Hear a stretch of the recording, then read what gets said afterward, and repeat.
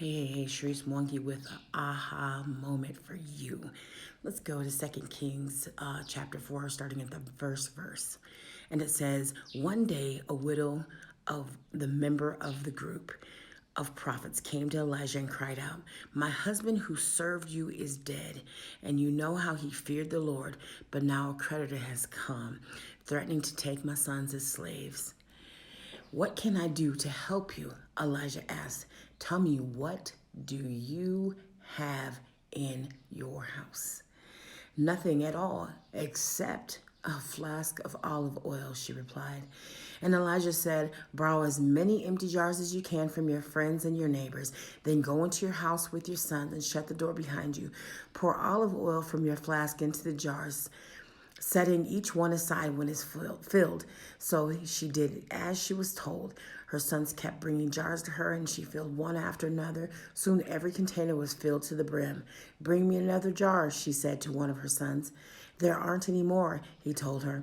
And then the olive oil stopped flowing. When she told the man of God what had happened, he said to her, now sell the olive oil and pay your debts, and you and your sons can live on what is left over. Y'all have to forgive me for my voice this morning. I'm a little bit tired, but I just want to encourage you with that same question that Elijah asked the woman. What do you have in your house? Now let me just give you a small testimony. I'm not going to keep you long today, but what I do want to say is there was a time I had 22 children that I had taken on, and I had no money, no job, no food, but I knew that it was God. And so that night, the children took their meal. There wasn't enough for me to eat, so everybody got their piece of the meal. And then we all prayed, and the children went to bed. And I walked inside of my storage closet empty. And I said, God, you said, Lord, you told me to take on these children. You said that you would supply all my needs according to your riches and glory. You're going to have to take care of this. And I said, God, I'm going to trust you. I don't know what you're going to do, but I don't have nothing in me. I'm going to trust you. So I went and I had the best night's sleep.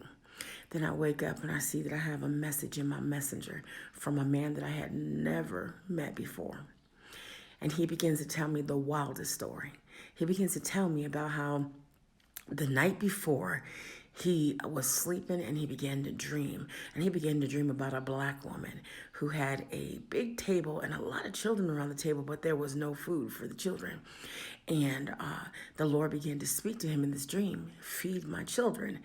And so he said, so he hears a couple times, and then he says he gets up and he gets on Facebook, and he just happens to be scrolling, and the black woman that was in his dream was on a video that was on his other friend's page, and that black woman happened to be me. Now, mind you, this man was in El Salvador and I'm in Kenya, and we had never met before. And we only had a mutual association, which was the friend of mine who was a friend of his, but we had not personally met. And he didn't know anything about me, and I didn't know anything about him. But he dreamt about the need that we had. And it was literally the one thing that I had in my house, because the woman didn't think that she had much. She literally said, except a flask of oil. See, sometimes we diminish what we actually have, our worship, our praise, our measure of faith. We diminish those things because it doesn't seem like much. Don't you understand that little is much in the hands of God? In that particular day, after I prayed and trusted God, that man sent over money that supplied us food for the rest of the month. We were even able to buy things to be able to plant a garden. Like, that's the kind of money that he sent to take care of the need. Because God knew what we needed. I said, I trust you. And I leaned on God. Like, I leaned on him. See, that's what you got in your house. You can lean on God. You can begin to worship God and give him thanks instead of crying about the situation and being upset. See, you got something in your house. Now I just encourage you to tap into that. So I'm going to ask you again, and then I'm going to tell you I love you goodbye. What do you have in your house? Right now, you might need a change.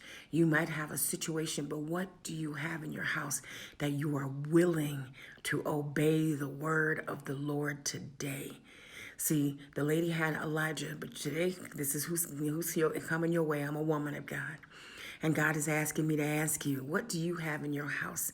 Do you have the ability to trust God, to lean on Him, to rely on Him, to know that He is the source? That you didn't have to go and pay anybody to get the solution. He's giving it to you for free right now. What do you have in your house? Can you trust Him? Will you praise Him? Will you worship Him? Will you give Him thanks in the ugliest moments? You got something in your house. Use it. God bless you. Be encouraged. I love you.